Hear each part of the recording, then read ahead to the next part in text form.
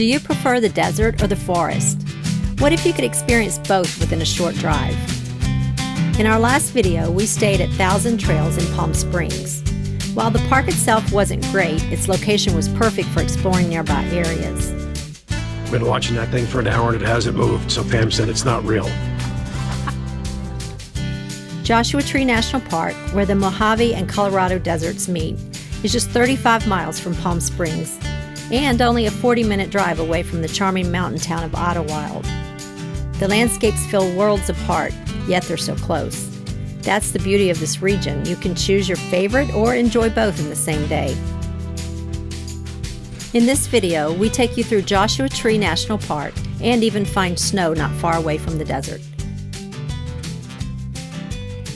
It's not the fatness, it's the tallness. Based on the line over there, I think we should go get some fat. I don't know about you, but suddenly I'm not feeling very hungry. We are Pam, Ken, and Meka, and we are the RoadSMITHS.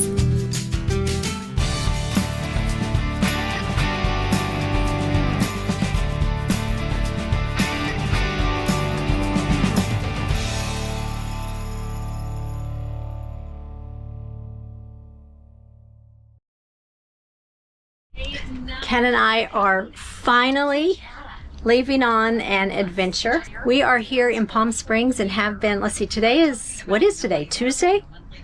Today's Tuesday. We've been here since Saturday late afternoon. And wow, until really today, it's been awful.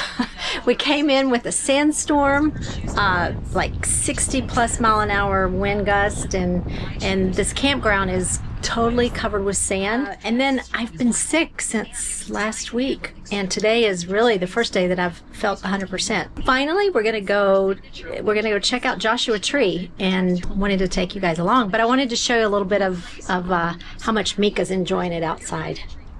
Meka, do you like it here? Do you like it here?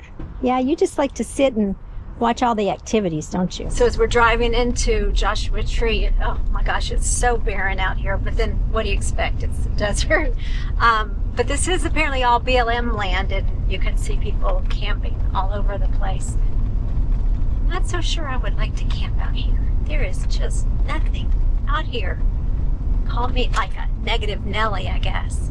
All right, so we came in the, would you call it the western? I really call it Cottonwood entrance. Cottonwood entrance, which is really on the south. I think they call it the west and the east, but the problem is, it looks like they're both equidistant, you know, from where we're staying at the Thousand Trails. It looks like there's more interesting stuff north toward the town of Joshua Tree. So we're going to take the drive through and just kind of see what we see. And we also purchased the online audio tour, you know, the self-tour. Mm-hmm. So I can start that. But here's the problem. Joshua Tree National Park. Welcome. This amazing land. But did you download it? Because there's no cell coverage here. I downloaded it. Okay, because there's no cell coverage, so that'd be pretty bad. No. So we're gonna do the drive and try and bring you some interesting facts. You'll be able to see the whole park in just 3 hours. Just 3 hours. Oh. Okay. Only 3 hours. Just in time to get out before dark. This is actually really cool. I'll give you my opinion when we've completed it, but I think it was like $15 if you downloaded it on the Apple Store. And I love doing these things if you're going to be in your car mostly, which we are, since we have Miss Meka back there in the back. Yeah, so you can have dogs here, but they have to be on leashes and they cannot go on any of the trails. Yeah, and since we're not going on the trails because of the jumping cactus, well, she's good in the trail. No, we'd go on the trails if we didn't have her with us, but because we want to stay here until sunset, which I guess that's to be determined whether this one will do that or not, because I want to see the dark sky. Oh, we'd have to stay after sunset. But anyway, because we have her with us, we're doing the audio tour. So let's go. We went to Joshua Tree on 2 different days. One for the drive through the park, this way we could take Meka, and another day so we could hike, and of course no pets are allowed on the hikes, so she stayed back in the rig. In our opinion, the northern part of the park, entering from the town of Joshua Tree, is more interesting since that's where the density of the Joshua trees reside and more interesting rock formations, hikes, and vistas are. Of course, unless you like miles and miles of desert.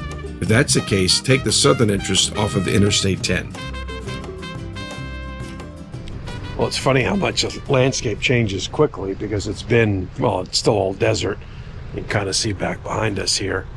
But all of a sudden you come up on this ridge and you see a bunch of just these rock formations. You can kind of see that here. So it's looks a little bit more like Utah or something like that, but these little rounded rock formations. I just can't imagine, you know, they talk, the Torah talks about, you know, ancient people that lived out here, and then the Mormons that came through, and that's where the name Joshua Tree came from the Bible. They view the Joshua Tree as like hands to the sky and praying. I just can't imagine them coming through here, especially in the summertime. It's such a brutal environment. It's such a big, massive environment. But yeah, very cool nonetheless. But let's go check out it. I'm even not sure if we've shown you what a Joshua Tree looks like. And we're not talking about the U2 album. And actually, the Torah actually talks about that, about how they got inspiration. They wanted that album to be like a desert theme. And so actually, U2 came out here and got inspiration from the Joshua Tree. So that's why the album was named that way.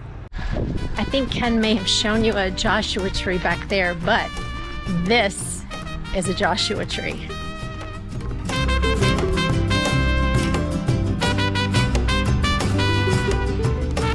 Actually, this is not one of the larger ones that we've seen, but some of them are off the road so far that we don't necessarily want to walk over to them, because we're listening to our audio tour and they talk about the crust that forms on the surface of the desert out here, and they recommend that you not walk on it. Now, they did put a pullout right here on the road, so I'm assuming it's okay if we walk right here.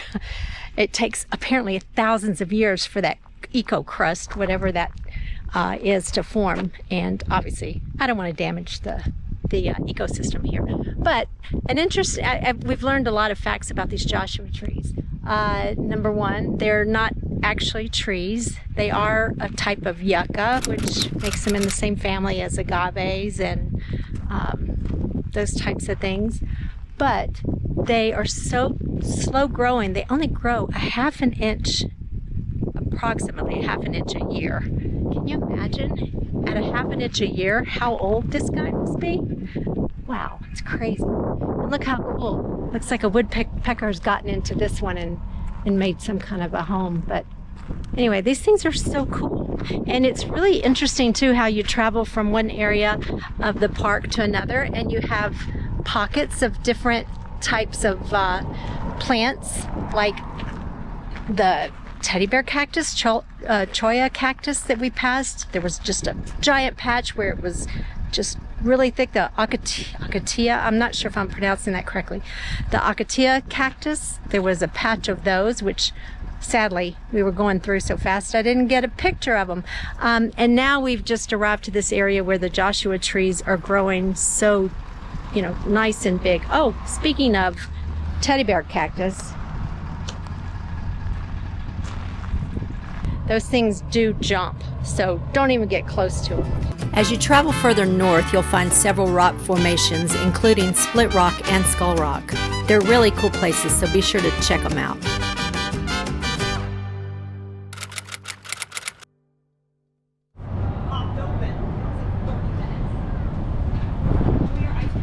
California, you're a beautiful state.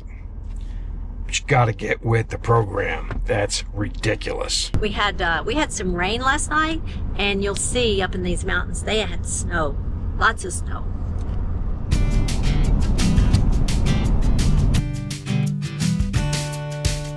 So if you come to the center of the park, and I would say center, they call it the hub of the park, you'll come to Intersection Rock and then the Hidden Valley Trail. We're going to do this. This is probably the most popular trail in the park. But so they advise you to, drink plenty of water and to not wear shorts when it's freezing cold out.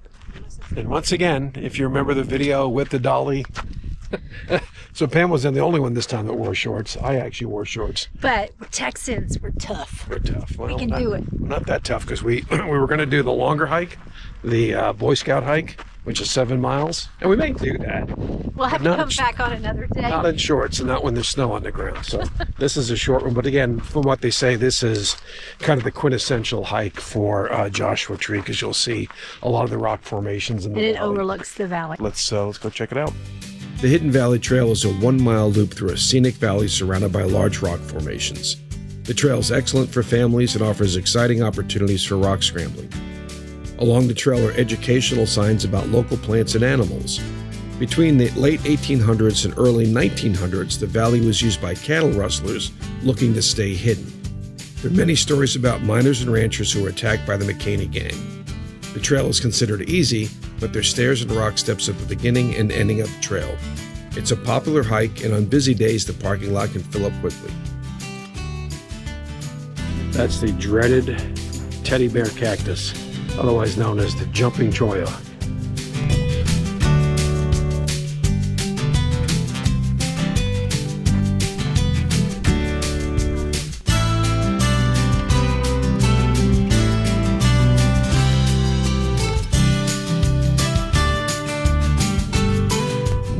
So what do you think that looks like? I'm thinking either a bird in distress, or my first thought was I'm gonna go back into some songs back in their repertoire here, but a song by Heart called "Ooh, Barracuda."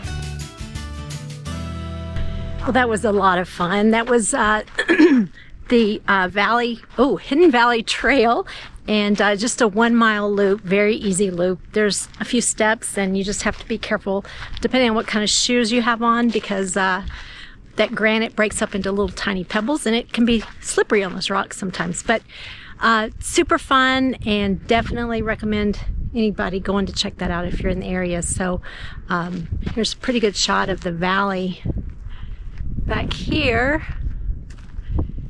And we're gonna go over to the Hall of Horrors, I think they call it, which has some, not really slot canyon, but kind of some rocks that you can go through. So let's go check that out.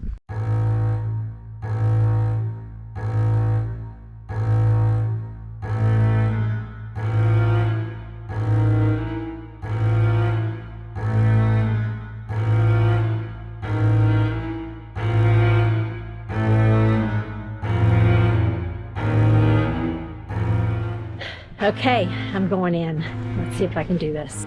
Well, we thought we'd found the Hall of Horrors, but we only found a few slots to explore at the bottom. To get to the real Hall of Horrors, you have to climb onto the top of the rock formation. We've linked another channel's video that shows you exactly how to find the coolest part. I made it. I made it. I survived.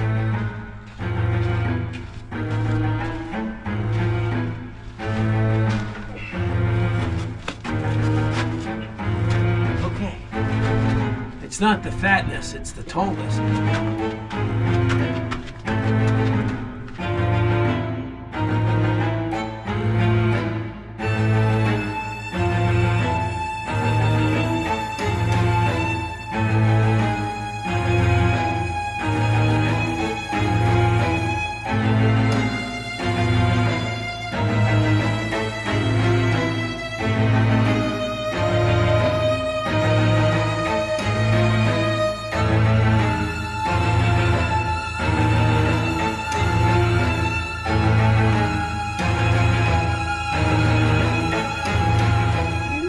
This is where your tour ends. I was looking for like the funny house. I was looking for the mirrors and the guy to jump out to go like, "Wah!" Stuff like that. And I guess you got to come back in Halloween to get the full effect of the Hall of Horrors. That was super cool. It's just more of a problem for you because of your height. Yeah. Well, short people like me, it's not a problem. Yeah. So if you're fat, you can do it. If you're tall, it's going to be kind of hard. Where are we going? We're going to the Keys. Oh, to the Keys. We should be there in about 20 minutes. You know, it's 2025. We have all kinds of technology. That's quite a drive. We, of course, are not going to these Keys, but we are going to the Keys View Overlook in Joshua Tree. This viewpoint offers panoramic views of the Coachella Valley, and it's well worth the 20-minute drive from Park Boulevard down Keys View Road. From here, you can see much of the Coachella Valley, including the Salton Sea and the San Jacinto Peak. On a really clear day, you might even see Signal Mountain, which is located in Mexico. What we found especially cool was that you can clearly see a section of the infamous San Andreas Fault. I'm not sure I'm going to get a closer view of the Salton Sea, Yeah, you can but see it way you up. can see it back there. You probably can't see it, but it's Back the shiny stuff is the Salton Sea. Yeah, the San Andreas Fault. So let's hope the ground doesn't start shaking. We're in Pretty trouble. close. We're pretty close. We spent 2 days visiting Joshua Tree National Park, but there's so much more to see. So if you do visit, just make sure you allocate enough time. We have been in the desert for a hot minute. No, actually, we've been in the desert for a while. Today, we decided we were going to escape the desert, and we are headed up to the mountains of Idyllwild. Idyllwild. How do you pronounce that? Idyllwild. Idyllwild, California. It's about 5,000 feet I elevation, guess at 5,700 feet. 5,700 feet elevation. They've had quite a heavy snowfall, so I'm sure there'll be some snow on the ground still, but I think the temperatures are going to be more about the mid-50s. So although I'm not dressed appropriately for that at the moment, I did bring a sweatshirt and a jacket. So are you dressed appropriately? Well, it's warm down here, so it'll be cool up there. We do have a hoodie. I'm looking forward to getting out of the desert for a little bit. And Meka said she was excited to get out of the campground. Anyway, this should be fun.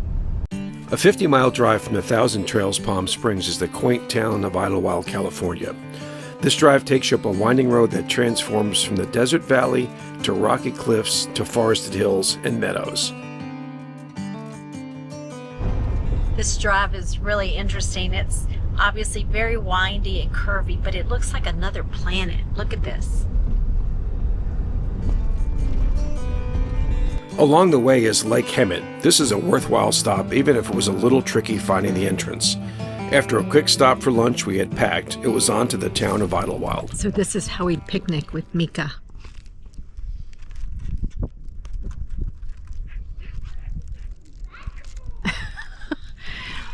She begs silently, but it's effective. Here's what she does.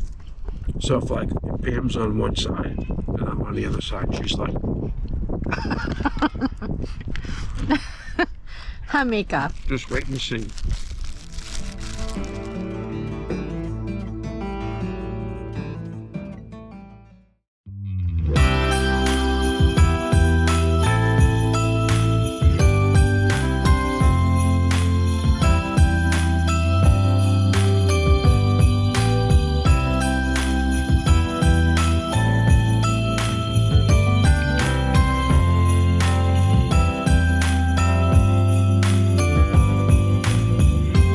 It's an early December morning.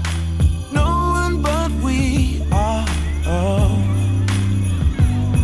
We look out the window as it's starting to snow, and I realize as you hand me the car, we got by. Falling just like these snowflakes, tumbling down, round and round. I'm falling just like these snowflakes, falling for you, falling for you. We got back to wintertime. It's funny because we had no idea what this town was about, and it's like hopping here. This is great. A lot of people here, a lot of snow still on the ground. People are sledding, I think, down this hill, or at least tubing down the hill. And it looks like a great little town. So We're the only people here with shorts on. older people with shorts. But you know what? If you've seen our channel, you know what that's about. You can see how much snow they had. Now this is, of course, this has been plowed, but that's 6.5 feet of snow right there.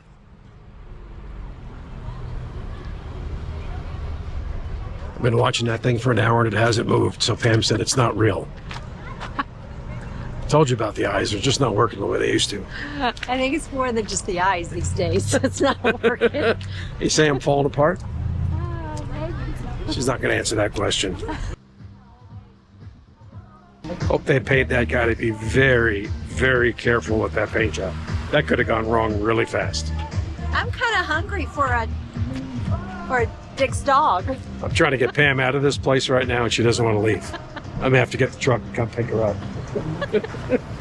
Based on the line over there, I think we should go get some of that. I don't know about you, but suddenly I'm not feeling very hungry. Our stay in Palm Springs started out rough. You can check that video out here. But in the end, we really enjoyed it. One of the coolest things about this area is how quickly you can go from dry desert landscapes to high mountain climates. It definitely keeps things interesting. If you enjoyed this video, we'd love for you to hit the road with us. Just hit the subscribe button, give the video a like, and tap the bell so that you don't miss what's coming next. We have some exciting adventures ahead. Thanks for watching, and we'll see you in the next one.